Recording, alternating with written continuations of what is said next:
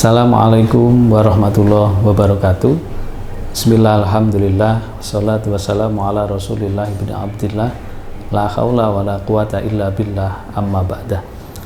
Yang terhormat Bapak Kepala MTSN 1 Kota Kediri, segenap pimpinan dan Bapak Ibu Guru, karyawan MTSN 1 Kota Kediri, serta anak-anak siswa-siswi MTSN 1 Kota Kediri dimanapun berada.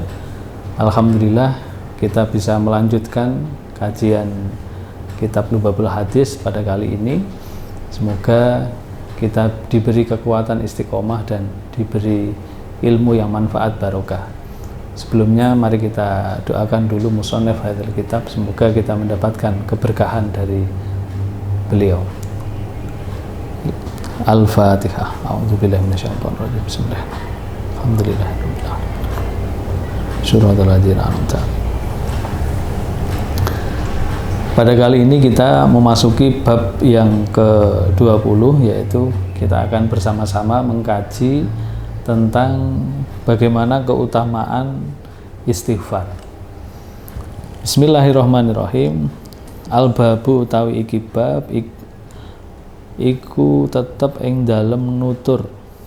Al-babu al-isruna utawi iki iku bab kang nomor 20 iku fi fadilatil istighfar, tetep ing dalem nutur kautamaane nyuwun pangapura atau maca istighfar. Qala dawuh sapa Kanjeng Nabi Muhammad sallallahu alaihi wasallam, likulli da'in iku tetep keduwe saben-saben penyakit dawaun utawi ana tambane, wa dawa'udz dzunubi utawi tambane pira-pira dosa iku al istighfaru nyuwun pangapura. Setiap penyakit itu pasti ada obatnya, dan obat dari dosa yang sering kita lakukan baik sengaja maupun tidak, obat dari dosa itu adalah istighfar. Jadi dengan kita membaca istighfar itu sebenarnya kita sedang mengobati penyakit di hati kita, yaitu dosa-dosa kita. Wa qala lan dawuh sapa Kanjeng Nabi Muhammad sallallahu alaihi wasallam, likulli syai'in iku tetep keduwe saben-saben suwiji hilyatun utawi pepaes, wa hilyatu dzunubi utawi pepaes sepira-pira dosa iku al istighfaru nyuwun pangapura. Segala sesuatu itu pasti mempunyai perhiasan atau hiasan atau kebaikan, dan kebaikan dari dosa yang kita lakukan itu adalah kita mau mengucapkan istighfar, kita mau meminta maaf, kita mau bertobat. Artinya sejelek-jeleknya orang yang berbuat salah, orang yang berbuat dosa adalah dia yang mau istighfar, dia yang masih mau mengakui kesalahan dan mau minta maaf.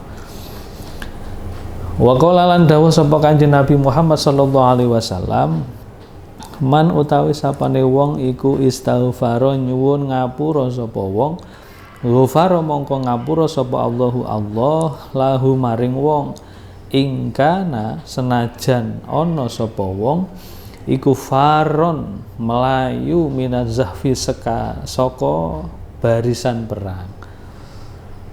Ketika orang itu mau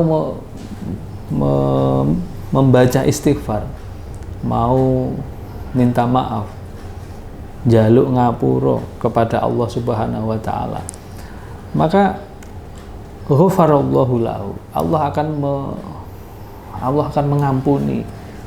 Meskipun kesalahan yang kita lakukan itu termasuk kesalahan yang besar. Contohnya adalah keluar dari barisan perang. Kita tahu bahwa keluar dari barisan perang kaum muslim yang sedang berperang itu termasuk dosa besar.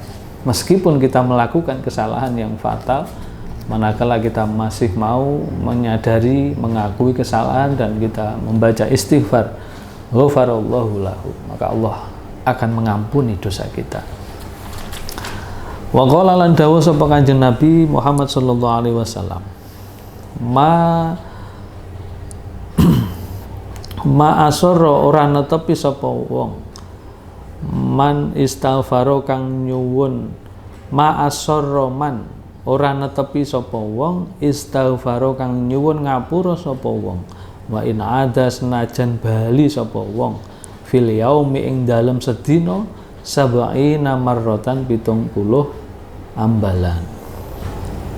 Kita dianjurkan untuk senantiasa menyadari dan mengakui kesalahan manakala kita berbuat salah, terlebih kita salah kepada Allah. Kita harus segera istighfar. Meskipun setelah istighfar kita mengulanginya lagi, meskipun dalam sehari kita melakukan banyak kesalahan, maka kita harus ingat bahwa rahmat dan pengampunan Allah itu jauh lebih luas. Maka kita harus tetap kembali kepada Allah, dan kita harus tidak merasa gengsi bahkan untuk meminta maaf dan membaca istighfar kepada Allah Subhanahu wa taala. Wa qala lan dawuh sapa Kanjeng Nabi Muhammad sallallahu alaihi wasallam, man utawi sapane wong iku istighfar nyuwun ngapura sapa wong ba'da dzunubi sakwuse pira-pira dosa, ghafara mongko ngapura sapa Allahu Allah taala lahu maring wong, fahuwa mongko utawi istighfar laha keduwe dosa iku kafaratun, dadi kafarat. Jadi istighfar itu seakan bisa melebur dosa-dosa yang kita lakukan. Dosa itu sebagai kafarat, tebusan atau bisa menghilangkan dosa-dosa. Selagi kita benar-benar mengharap ampunan dari Allah Subhanahu wa taala. Wa qala lan dawuh sapa Kanjeng Nabi Muhammad sallallahu alaihi wasallam, idza kasura tatskalane akeh ala ahadikum ing atase salah siji nira kabeh apa adzunubu pira-pira dosa, falyatlub mongko amreo sapa ahad al maghfirata ing pangapura bil istighfar kelawan istighfar. Kita manusia tentunya tidak lepas dari yang namanya dosa khilaf. Maka kita jangan sampai tidak pernah membaca istighfar. Bahkan di keterangan di kitab lain menyebutkan kita dianjurkan membaca istighfar itu setidaknya sehari 70 kali. Meskipun idza kasura ahadukum, terlebih kita merasa sehari ini kita melakukan banyak kesalahan, banyak dosa, maka yuk kita sempatkan untuk membaca istighfar. Setidaknya 70 kali lah, setidaknya lagi ya ketika kita selesai melakukan sebuah kesalahan, sebuah dosa, yuk kita segera istighfar. Wa qala lan dawuh sapa Kanjeng Nabi Muhammad sallallahu alaihi wasallam, idza kasurat kalane akeh apa dzunubu ahadikum pira-pira dosane salah siji sira kabeh falyastaghfir mongko nyuwun ngapura sapa ahad Allah ing Allah. Ketika kita melakukan banyak dosa, kita punya banyak salah, ya kita harus segera minta maaf, istighfar. Disinilah keutamaan istighfar, bahwa Allah itu zat yang ghaffar, zat yang maha pengampun. Allah pasti akan mengampuni setiap hambanya yang benar-benar minta ampun kepada Allah Subhanahu wa taala. Wa qala lan dawuh sapa Kanjeng Nabi Muhammad sallallahu alaihi wasallam, al istighfaru utawi istighfar iku yakulu mangan apa istighfar adzunuba ing pira-pira dosa, kama takulu kaya oleh mangan apa geni apa annaru geni al hataba ing tumpukan kayu alya bisa kang garing. Dengan kita beristighfar, maka istighfar yang kita baca dengan tulus, dengan ikhlas, dengan penuh kesadaran mohon ampun kepada Allah, ketika kita melakukan membaca istighfar seperti itu, maka istighfar itu akan membakar dosa-dosa kita seperti api yang melahap tumpukan kayu yang sangat kering, itu pasti cepat terbakar. Nah, itulah gambaran ketika kita benar-benar tulus, benar-benar ikhlas, benar-benar mohon ampun, mengharap ampunan dari Allah Subhanahu wa taala dengan mengucapkan istighfar, maka istighfar yang kita baca itu akan membakar, akan menghilangkan dosa-dosa kita sebagaimana api yang begitu cepat melahap membakar tumpukan kayu-kayu yang kering. Wa qala lan dawuh sapa Kanjeng Nabi Muhammad sallallahu alaihi wasallam, kasratul istighfar utawi akeh istighfar iku tajlibur rizqa. Narik apa kasratul istighfar iku tajlibu narik apa kasratul istighfar ar-rizqa ing rezeki. Ini lebih menarik lagi hadis ini, bahwa ketika kita memperbanyak istighfar itu ternyata tajlibu ar-rizqa. Istighfar itu bisa menarik rezeki kepada kita.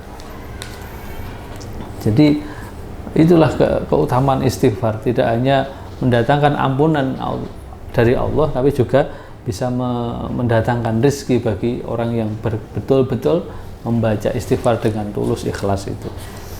Wa qala lan dawuh sapa Kanjeng Nabi Muhammad sallallahu alaihi wasallam, aksiru padha ngakeh-ngakeh sira minal istighfar saking istighfar. Faman mongko sapane wong iku aksara ngakeh-ngakehake sapa wong minhu saking istighfar, ja'ala mongko dadekake sapa Allah taala lahu krana wong min kulli ghammin ing saben-saben kasusahan wa hammin lan keprihatinan farjan ing luar wa razaqahu lan ngerizqoni sapa Allah ing wong min haitsu la yahtasib saking sekerine ora kanyono-nyono. Ya Allah, di hadis yang terakhir pada bab keutamaan istighfar ini Rasulullah menjelaskan bahwa kita dianjurkan oleh Rasulullah SAW untuk memperbanyak istighfar.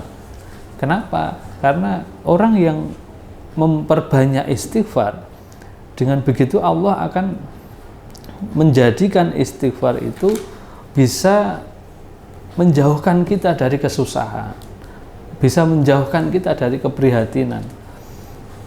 Nah, dan dengan istighfar itu Allah akan menurunkan kepada kita rizki yang tidak disangka-sangka. Maka mari kita tidak bosan-bosan untuk membaca istighfar. Terlebih manakala kita benar-benar habis melakukan sebuah kesalahan, habis melakukan sebuah dosa, yuk kita segera membaca istighfar.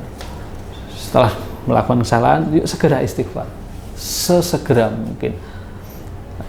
Syukur-syukur kalau kita mau memperbanyak membaca istighfar, sebagaimana yang dijelaskan dalam hadis yang terakhir yang barusan tadi, bahwa dengan kita membaca istighfar, dengan kita memperbanyak membaca istighfar, maka Allah akan mengangkat semua kesusahan, Allah akan menghilangkan semua keprihatinan, bahkan Allah akan memberikan rezeki kepada kita dari jalan yang tidak disangka-sangka. Semoga apa yang kita kaji bersama ini benar-benar ada manfaat dan benar-benar dibarengi oleh hidayah dari Allah Subhanahu wa taala, sehingga kita bisa melaksanakannya dengan sebaik-baiknya. Wal afu minkum. Assalamualaikum warahmatullahi wabarakatuh.